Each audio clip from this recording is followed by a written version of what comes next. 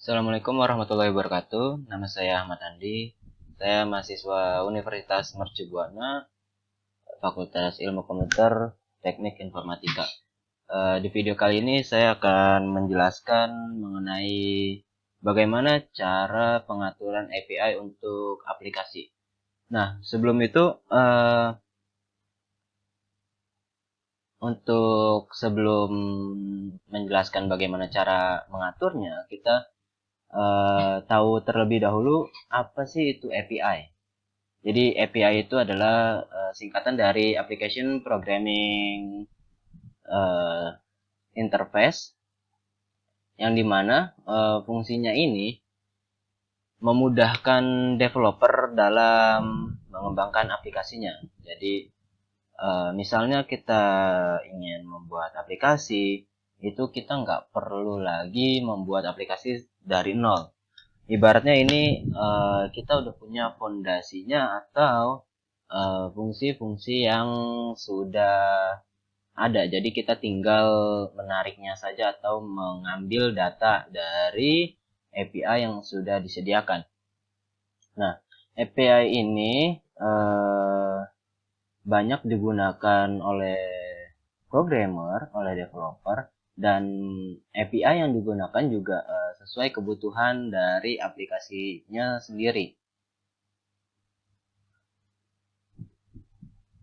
Nah, perumpamaannya juga sama kayak pelayan di restoran, yang dimana pelayan di restoran itu menghubungkan antara pelanggan dengan chef gitu, atau dengan juru masak. Jadi cukup mesen ke pelayan sesuai dengan daftar menu. Nah, nanti pelayan akan memberitahukan ke chefnya. Nah, terus nanti chefnya kan akan memberikan masakan yang sesuai dengan pesanan gitu. Jadi kira-kira gambarannya seperti itu. Nah, kalau di aplikasi jadinya kayak apa? Nah, misalnya saya butuh data. Data ini bukan data pengguna, melainkan data untuk mendukung si aplikasinya itu sendiri. Saya butuh data untuk aplikasi ini misalnya bisa mendetek wajah gitu. Maka saya butuh API Android berapa ya yang sudah mensupport untuk mendeteksi wajah. Kan kayak filter-filter Instagram itu banyak sekarang yang sudah bisa mendeteksi wajah. Bahkan sekarang juga banyak terjadi errornya yang tidak ada wajahnya juga terdeteksi malah. Nah, dulu itu filternya belum sampai mendeteksi wajah yang apa ya, yang super canggih kayak sekarang, yang dimana sekarang itu bisa dikatakan gabungan antara face recognition sama AR, augmented reality. Jadi itu gabungan, sudah bisa menggabungkan dua teknologi dalam satu aplikasi. Nah, berarti dia sudah menggunakan API yang sudah sangat maju untuk zaman sekarang gitu. API juga bisa digunakan untuk komunikasi berbagai bahasa pemrograman. Jadi API ini nggak terpaku pada satu bahasa pemrograman aja. Misalnya saya lagi ngembangin aplikasi nih, basisnya apa? Basisnya Java. Java untuk apa? Java untuk Android. Oh, jadi API yang saya gunakan ya bawaan dari Android-Androidnya, tinggal kita menyesuaikan level API-nya sendiri atau versi dari Android-nya itu sendiri. Nah, misalnya lagi saya lagi ngembangin aplikasi dengan bahasa misalnya itu Python. Nah, misalnya ngembangin aplikasinya itu bahasanya Python. Misalnya bahasanya Python. Maka kita tanya lagi dulu, Python-nya untuk apa? Untuk web kah? Atau misalnya untuk aplikasi yang basis desktop kah? terus fungsionalnya untuk apa. Misalnya bikin aplikasi semacam Gojek, tapi dia bikinnya itu misalnya pakai bahasa apa ya?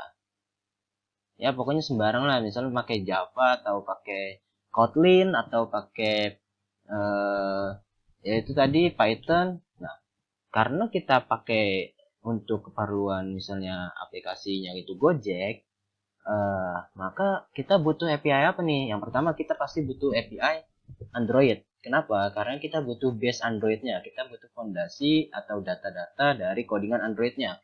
Yang kedua, kita juga butuh API Google. Kenapa butuh API Google? Ini aplikasi Gojek. Kita otomatis butuh Maps. Nah, mau nggak mau kita harus menggunakan API Google agar kita bisa mengakses data dari Maps-nya itu. Nggak mungkin kan kita misalnya bikin Grab, bikin Gojek, bikin Uber.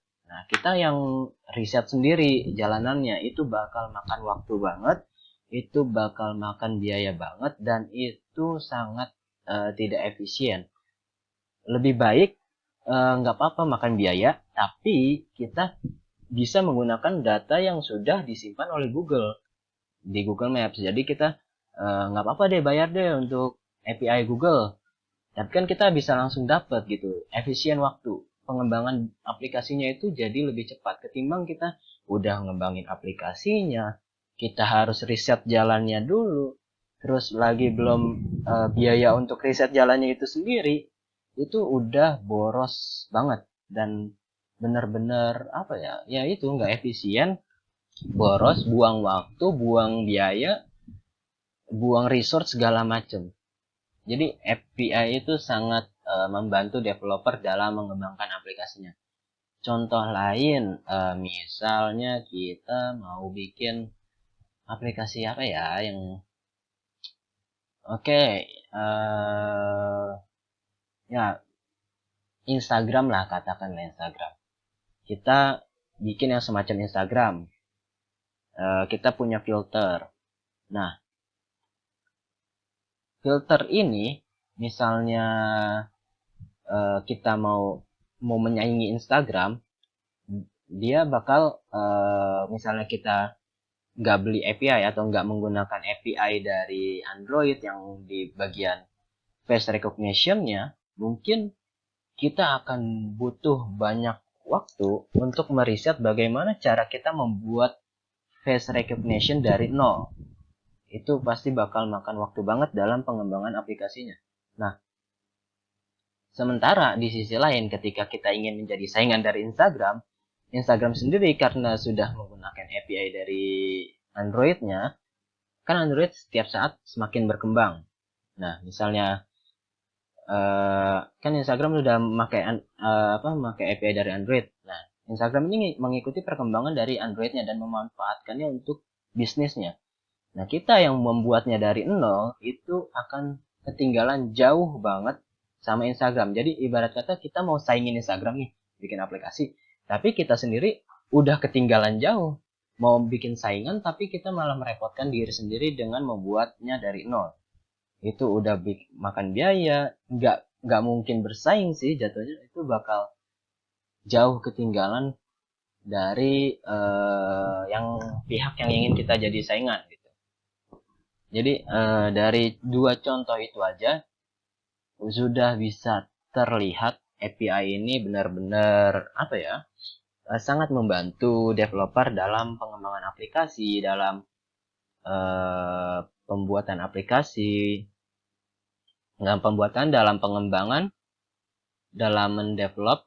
Ya intinya dia sangat membantu developer ya. Bisa dilihat di sini sudah dijelaskan bahwa developer tidak perlu menyediakan data sendiri karena cukup mengambil data yang dibutuhkan dari platform lain. Nah, jadi walaupun kita udah akses API ya, itu juga bukan berarti kita tiba-tiba apa ya, disuguhkan data yang begitu besar ke hardware kita. Bukan seperti itu, tapi kita bisa menggunakan secukupnya aja, data-data yang mau kita ambil aja, data-data yang mau kita pakai aja. Jadi nggak perlu menggunakan semua asetnya, nggak perlu menggunakan semua infrastrukturnya, kita hanya perlu menggunakan apa yang kita butuhkan aja gitu.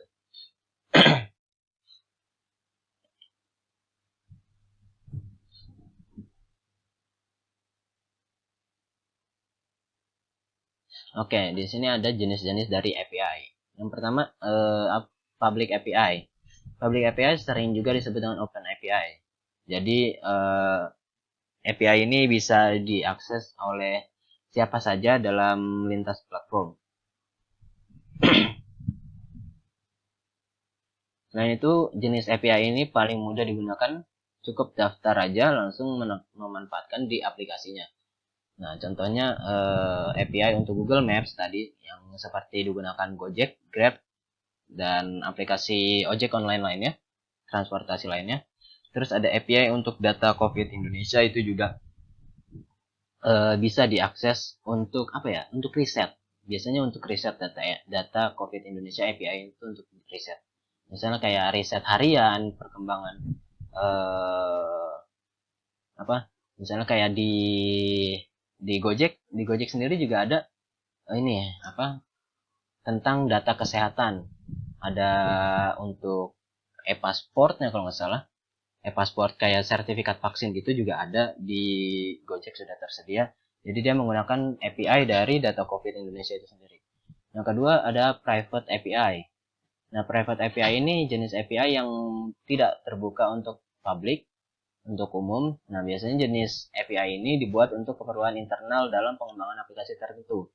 Misalnya API dari backend yang digunakan untuk mengakses front-end dari sebuah website atau aplikasi untuk pengembangan aplikasi mobile. Nah, jadi API di private ini juga bisa sebagai apa ya, penghubung antara front end dengan back end dari sebuah website. Jadi kan misalnya kita udah mendesain front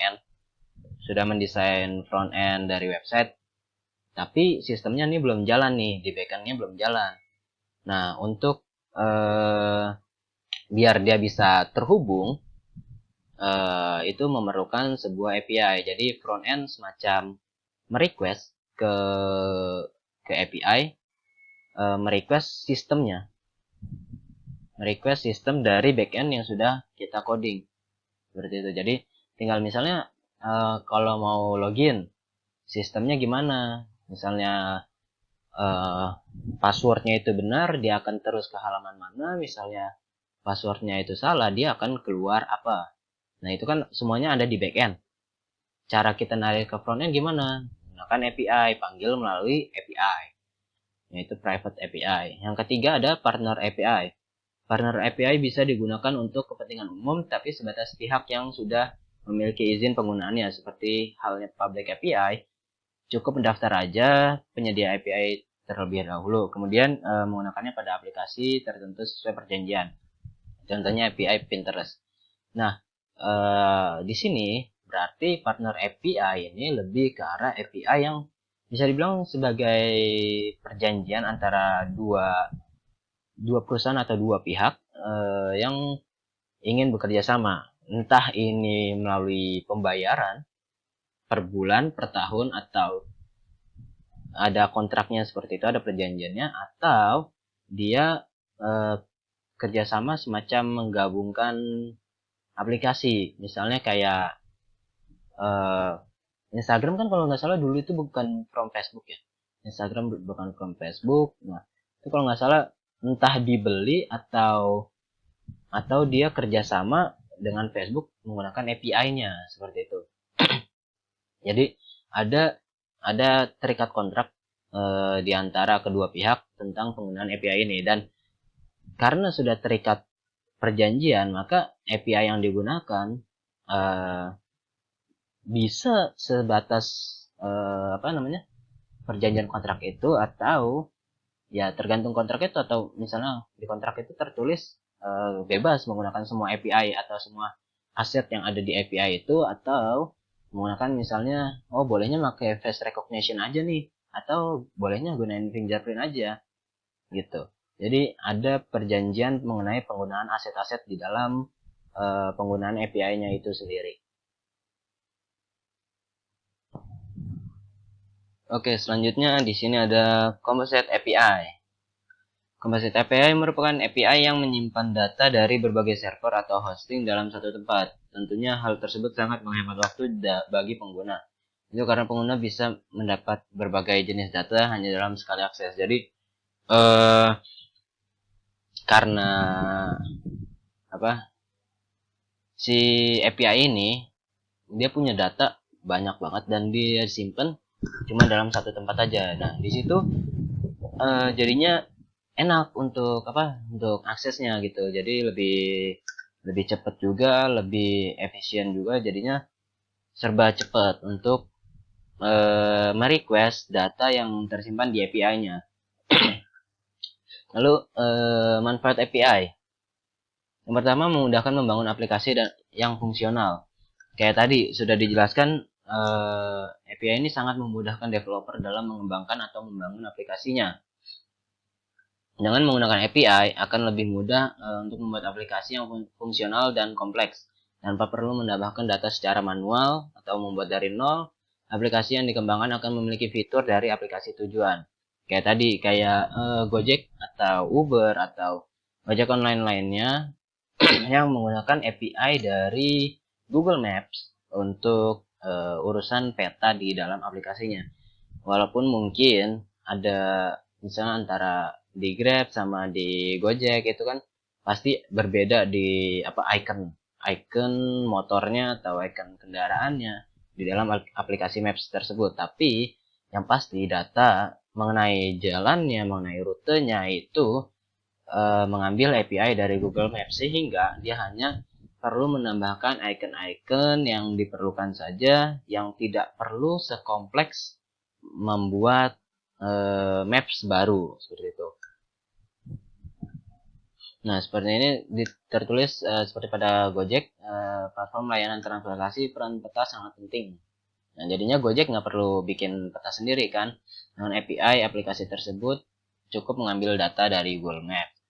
Penggunaan API ini cukup membantu membuat platform Gojek semakin besar. Alasannya developer cukup mengembangkan layanan lain karena penggunaan peta sebagai elemen utama dipastikan berjalan dengan baik. Nah, ya dari awal sudah dibilang ini sangat efisiensi waktu, efisiensi biaya juga. Karena ketika kita menggunakan API dari Google Maps, kita nggak perlu urusan lagi tuh mengenai Maps-nya. Kita udah tahu pasti ini bakal sesuai dengan apa yang ada di Google Maps. Walaupun misalnya ada error, itu pasti pihak dari Google akan memperbaikinya secepat mungkin, karena tidak mungkin dia akan membuat kliennya itu merasa rugi kan. Jadi sebisa mungkin ketika ada error pasti pihak Google Maps atau pihak Google akan memperbaikinya secepat mungkin. Nah, karena kita nggak perlu lagi urusan dengan Maps, kita bisa fokus ke hal lain. Misalnya mengembangkan di fitur biayanya, misalnya kayak pembiayaan GoPay. Nah, tadinya kan kalau misalnya nggak ada Maps-nya, kita fokusnya ke Google Maps saja. Nah, karena Maps-nya udah beres, kita tinggal fokus ke Google Pay, ke GoPay misalnya.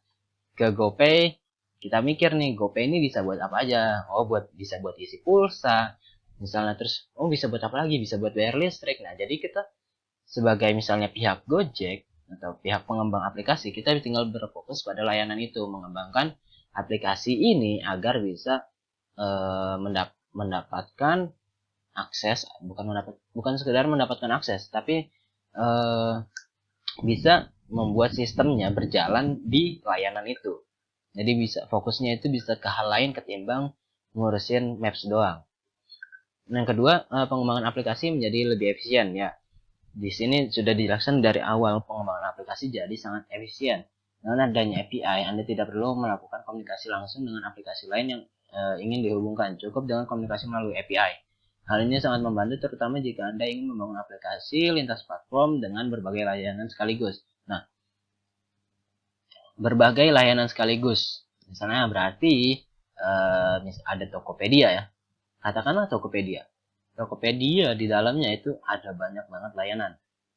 Entah itu bayar tagihan listrik, bayar tagihan air, bayar tagihan internet, isi pulsa, isi paket data. Nah, itu kan secara sistemnya pasti berjalannya beda-beda. Secara pemanggilan datanya pun beda-beda, penghitungannya pun beda-beda karena antara air dan listrik itu dua pihak yang berbeda dong. Antara pihak internet dengan pihak PLN itu cara menghitung biayanya juga pasti beda. Nah, tinggal menghubungkan saja lintas platform. Jadinya tidak perlu lagi kita membuka aplikasi misalnya IndiHome. Kan IndiHome sudah ada aplikasinya dan bisa melakukan pembayaran. Nah, kita nggak perlu lagi tuh satu-satu buka IndiHome dulu, habis itu mau buka listrik, buka aplikasi PLN dulu. Oh, mau isi pulsa, buka ini dulu apa bintang 123 pagar misal. Nah, itu kan repot banget berkali-kali melakukan step, berkali-kali melakukan prosedur. Kita jadinya berkali-kali juga membuka tutup aplikasi itu repot banget. Bahkan kadang lupa tadi mau bayar apa ya. Sehingga di sini misalnya Tokopedia ya, dia memudahkan jadi dalam satu sistem Tokopedia terdapat layanan-layanan itu menggunakan API gitu. Nah, di sini ada contohnya juga membangun website pemesanan tiket online untuk berbagai maskapai dunia. Nah, misalnya ini lebih repot lagi. Misalnya kita mau mesen Garuda, ternyata jadwalnya nggak ada di aplikasi Garuda ya. Nah, kita masa kita harus membuka aplikasi lain dulu, misalnya membuka aplikasi Lion Air, lihat yang sesuai schedule kita atau jam yang kita mau kan itu pasti repot banget. Nyari maskapai dulu, nyari aplikasinya dulu, nyari jadwalnya dulu, itu bakal repot banget. Nah, misalnya ada Traveloka. Nah, di sini Traveloka pakai API dari Garuda, dari Lion, dari Batik, dari API maskapai-maskapai itu semua. Jadinya tinggal di satu aplikasi kita bisa melihat berbagai macam schedule yang dimiliki oleh maskapai-maskapai tersebut. Jadi nggak perlu install banyak aplikasi, nggak perlu banyak melakukan tahapan, kita bisa di dalam satu aplikasi saja, dan itu sangat mudah. Dan bagi pengguna juga selain efisien, ini juga user friendly, jadi sangat memudahkan pengguna dalam menggunakan aplikasinya. Selain itu juga apa ya, ini tuh bisa membuat target pasar menjadi lebih besar. Misalnya Garuda bolehlah mengembangkan aplikasi sendiri, tapi dia nggak menutup kemungkinan harus memberikan API-nya kepada pihak Traveloka. Karena apa? Itu memudahkan orang lain, yang berarti memudahkan pelanggan mengakses maskapai dia. Nah, jadinya pasar dari Garuda itu sendiri secara nggak langsung akan membesar karena semakin mudah untuk diakses maskapainya, seperti itu. Nah, dijelaskan juga di sini dengan mudah menambahkan atau mengurai integrasi lain sesuai perkembangan bisnis Anda. Nah, jadi misalnya ada misalnya ada pengurangan maskapai, itu juga sangat memudahkan ya, sangat memudahkan dalam pengaturannya. Nah, yang ketiga meringankan beban server. Nah, karena di API itu kita tinggal manggil, jadi kan API ini udah punya server, kita tinggal request aja nih ke API, minta data ini dong, minta sistem ini dong, minta cara kerja fitur ini dong. Nah, itu kan sudah tersimpan dalam server dia. Jadinya yang pertama, kita nggak perlu nyimpen banyak fitur di dalam server kita. Yang kedua, kita nggak perlu menyimpan apa ya namanya, menyimpan banyak data di dalam server kita. Jadi kayak tadi misalnya yang katakanlah Gojek ya, Maps. Nah, kita kan nge-request ke Gojek ya, data rutenya, data trafficnya ke Google Maps. Nah, dari situ kita bukan kita yang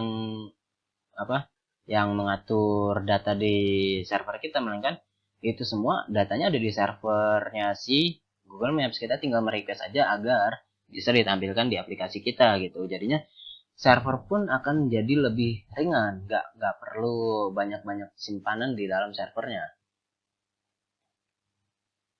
Nah, ini juga memudahkannya karena si aplikasi ini bisa merequest data terbaru dan selalu update dari pihak yang pengembang API-nya, dan mengurangi resiko website tidak dapat diakses karena server down.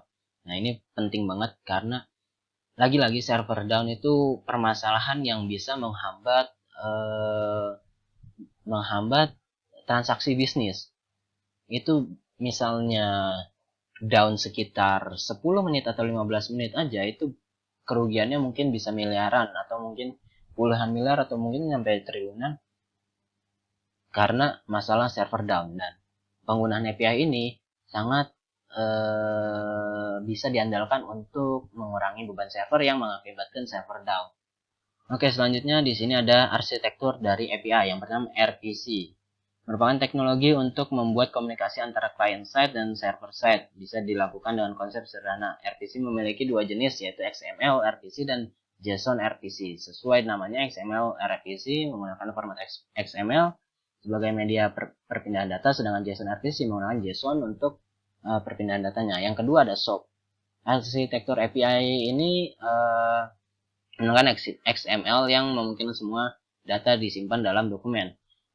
Yang ketiga ada REST. REST atau Representational State Transfer adalah arsitektur API yang cukup populer karena memudahkan penggunaannya. Tak perlu coding yang panjang untuk menggunakannya. Nah, yang di REST ini berarti arsitektur yang bisa dibilang sudah mudah. Yang kedua, sintaks codingnya pun tidak perlu panjang-panjang. Jadi bagi developer itu yang pertama mudah mengingat, yang kedua mempercepat pekerjaan. Jadinya sangat nggak heran ini arsitektur REST ini sangat populer di kalangan developer. Nah, sekarang kita udah tahu apa itu API, bagaimana cara kerjanya, manfaatnya, sampai ke arsitektur dari API itu sendiri. Sekarang kita balik lagi ke topik utama kita, yaitu pengaturan API untuk aplikasi. Nah, di sini saya menggunakan Android Studio dalam memilih API yang kita gunakan. Nah, di Android Studio sendiri ada banyak API yang tersedia karena kan versi OS dari Android itu sendiri sudah berkembang dari Jelly Bean, terus ada Pie, ada KitKat, ada Oreo, ada macam-macam sampai banyak jenisnya dan banyak levelnya. Bahkan misalnya Android, misal contoh Nugget itu API misal Nugget Android berapa? Android 7 misalnya. Itu 7.0. Nah, ini ada lagi Android Nugget versi 7.11 gitu. Nah, itu API-nya beda lagi. API misalnya di Android Studio yang Nugget 7.0 itu API levelnya 24. Nah, yang 7.11 itu API levelnya 25. Nah, karena namanya sama, OS-nya sama, tapi kan ada perkembangan dari OS-nya itu sendiri, dari operation system-nya itu sendiri. Nah, jadinya di sini API level yang digunakan juga berbeda. Misal contoh, ini contoh aja. Misalnya tadinya Android saya nggak bisa membaca wajah, membaca face recognition. Nah, ada update tiba-tiba HP saya sudah bisa membaca face recognition. Nah, di situ sudah ada API terbarunya, berarti sudah ada kan karena OS perkembangan baru berarti sudah ada API terbarunya, dan itu ada update terbarunya yang bisa membuat pihak lain yang ingin membuat aplikasi atau mengembangkan aplikasinya itu bisa langsung menggunakan fitur terbaru tersebut dengan mengubah versi API yang dia gunakan sekarang jadi lebih tinggi gitu. Nah, setelah digunakan lebih tinggi, baru fitur-fiturnya selanjutnya dikembangkan lagi. Jadi yang digunakan face recognition-nya aja dikembangkan menjadi misalnya filter wajah atau AR atau ya semacam itu. Dan netapin di Android Studio sendiri juga ada minimumnya. Jadi di Android Studio ada settingan minimum SDK Software Development Kit, yang dimana itu menjadi persyaratan minimum dari API yang kita gunakan. Jadi aplikasi itu bisa berjalan dengan API minimum itu. Misalnya kita nyeting SDK-nya terlalu tinggi nih, API di 32. Nah, aplikasi yang kita buat di API 32, API level 32 misal, itu tidak akan bisa berjalan di Android yang versi API-nya di bawah itu. Misalnya minimumnya 32 kan. Jadi itu terlalu tinggi untuk aplikasi yang untuk OS yang di bawahnya. Contohnya kayak apa? Contohnya kejadian seperti pada saat game Pokemon Go rilis. Nah, di situ Pokemon Go dia sudah bisa dibilang cukup canggih pada tahun itu, yang dimana dia menggabungkan AR dengan game dengan map yang digunakan gitu. Mapnya kalau nggak salah cukup mendekati mirip dengan keadaan nyata, cuman dia dibangun tidak terlalu detail untuk bangunan-bangunannya, hanya ada tower-tower buatan icon-icon si pihak Pokemon Go itu sendiri. Jadi lebih fokus ke rute jalannya. Nah, di situ cukup canggih karena sudah menggunakan AR, sudah menggabungkan AR dengan Maps. Habis itu bisa juga online kan. Pokemon Go juga real life gitu, semacam real life gitu. Nah, di sini HP saya pada saat itu tidak mendukung aplikasi itu. Jadi di Play Store, di Google Play punya saya bahkan tidak bisa mencari game tersebut. Karena apa? Karena API-nya tidak mendukung. Bahkan ketika saya mencarinya di via Google, via yang web tidak resminya lah, yang bisa dikatakan bukan bajakan, tapi itu bukan web resmi untuk peluncuran aplikasinya. Jadi bisa saja itu virus. Nah, saya mengambil aplikasinya dari situ, mengambil gamenya dari situ, itu tidak bisa terinstall. Karena apa? Karena API-nya tidak mendukung. Android saya terlalu rendah untuk API yang digunakan oleh game tersebut. Ibarat kata ini game terlalu canggih untuk HP saya, jadi HP saya tidak bisa menjalankannya, jadi tidak bisa terinstall seperti itu. Nah, penggunaan minimum SDK, penggunaan minimum software development kit di Android Studio kurang lebih seperti itu gunanya. Nah, sekarang kita coba langsung aja ke cara men-setting dari SDK atau API-nya. Ada dua cara sebenarnya. Yang pertama, bisa kita ke file, lalu ke project structure. Nah, di sini kita ke bagian modul. Oke, di modul kita pilih, taruh ini lagi loading. Oke, kita pilih yang app. Nah, di sini udah ada nih SDK minimumnya, kita pakai yang 24 Android 7.0 Nugget. Nah, kita ubah di sini misalnya API 16 Jelly Bean. Kita apply. Oke. Tunggu.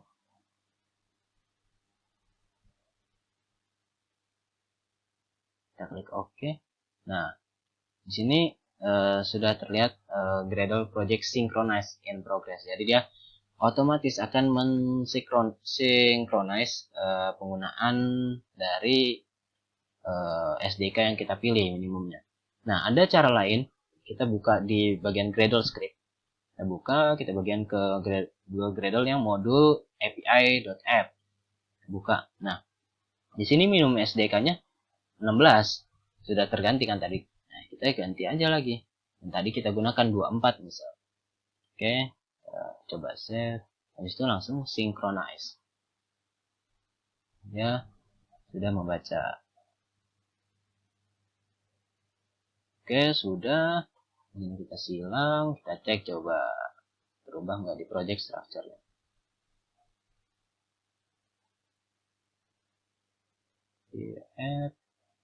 Nah, di sini sudah terubah otomatis kan sendiri.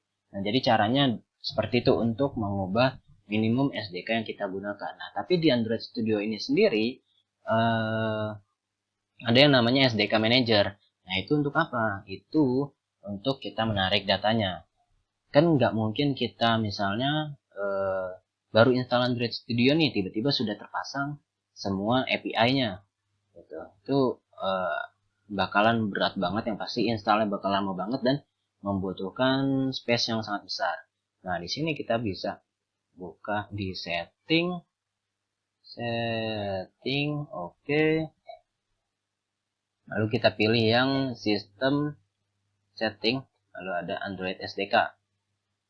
Nah, di sini teman-teman bisa milih SDK yang ingin diinstal. Jadi nggak perlu semuanya di-download, nggak perlu semuanya diinstal, karena itu akan memakan space, memakan ruang yang cukup besar. Jadi tergantung kebutuhannya saja. Misal Jelly Bean sudah diinstal, ada Android 7 Nugget. Misalnya saya mau download yang Honeycomb. Tuh, tinggal di apply, nanti akan otomatis terdownload. Dan di sini juga ada keterangannya API 32 Android SDK platform 32 Google. Misalnya mau Google API ARM, kita tinggal klik, lalu nanti tinggal kita download. Nanti dia akan otomatis terinstall. Nah, seperti itu. Jadi untuk penarikan API-nya kurang lebih seperti itu. Jadi diinstal manual. Pemilihannya manual, karena boleh aja download semuanya, cuman kalau misalnya nggak punya space yang terlalu besar, lebih baik milih sebutuhnya aja, seperti itu. Ini dicontohin aja, tutup Honeycomb, apply. Nah, dia akan minta download size 103 MB gitu. Estimated disk, dia ngasih tahu nih disknya bakal kepotong jadi 413 MB. Ya, 413 MB. Kurang lebih seperti itu. Sekarang disk available 46 GB. Oke, kita cancel. Dan di minimum SDK sendiri itu kita bisa menentukan ya pada saat awal pembuatan project. Nah, di sini kita bisa menentukan dari awal API-nya. Nah, itu yang mengubah tadi itu, misalnya kita terjadi kesalahan pemilihan API, kita bisa ubahnya di situ, sehingga nggak perlu kita bikin project baru, kita tinggal ubah saja gitu.